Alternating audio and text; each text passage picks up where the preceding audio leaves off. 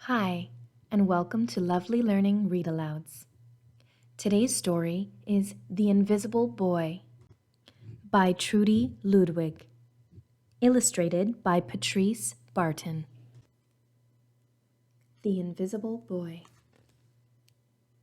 Can you see Brian, the invisible boy?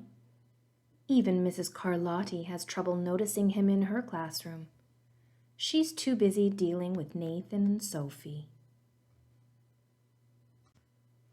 Nathan has problems with what Mrs. Carlotti calls volume control. He uses his outside voice inside too much. Sophie whines and complains when she doesn't get her way. Nathan and Sophie take up a lot of space. Brian doesn't. When the bell rings for recess, Micah and JT take turns choosing kids for their kickball teams. The best players get picked first. Then the best friends of the best players. Then the friends of the best friends. Only Brian is left, still waiting and hoping. JT glances in Brian's direction and just as quickly looks away. "We've got enough players for each team," he tells the others. "Let's play ball." In the cafeteria, Madison and her friends talk about her birthday party. "The rope swing over the pool was awesome," says JT. "Yeah, so was the water slide," adds Fiona. "That was the best pool party ever." "I'm so glad you guys had fun," says Madison. Everybody did, except Brian. He wasn't invited.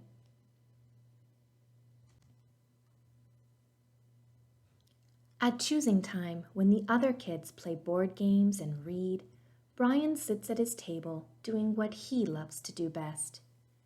He draws fire-breathing dragons scaling tall buildings.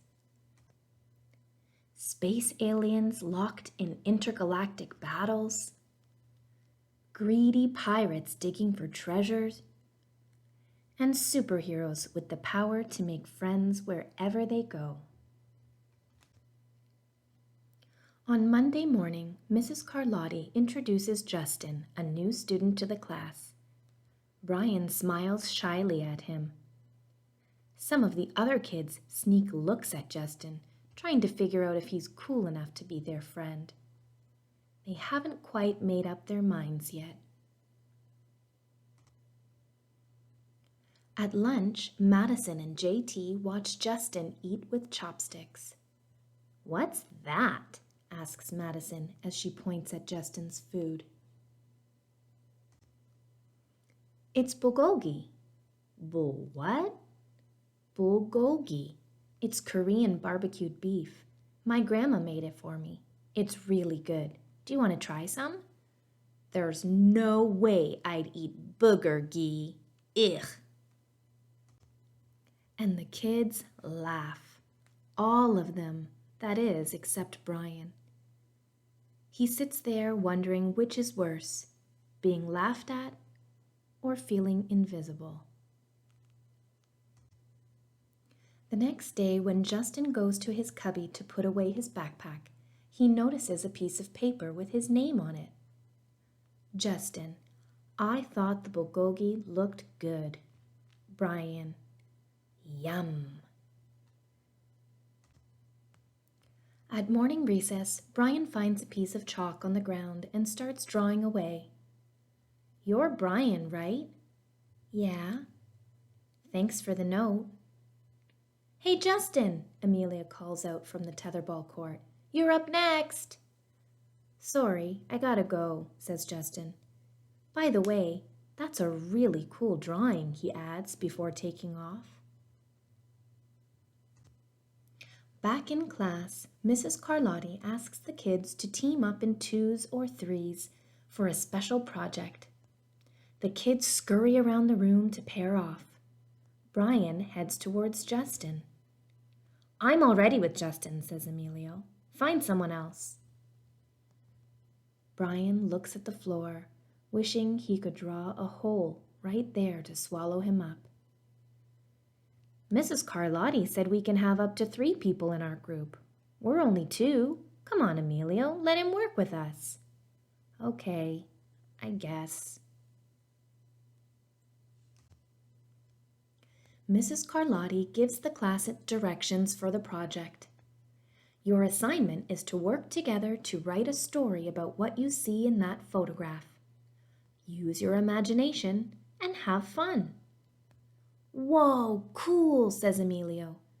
What kind of people do you think would live in houses like that? I don't know, but I bet Brian could draw them to go with our story, says Justin. Brian smiles as he takes out his lucky pen. It's lunchtime again, Brian's least favorite part of the day. Another 20 long minutes of kids talking and laughing with everyone else but him. Brian! He hears someone shout. Hey, Brian, over here! Brian turns and sees Justin waving him over. Emilio nods at Brian as he makes room for him at the table. Cookie? Thanks.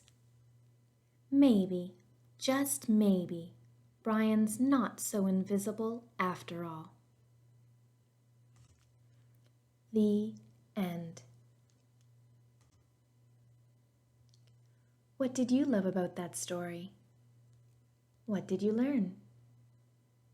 I hope you enjoyed The Invisible Boy.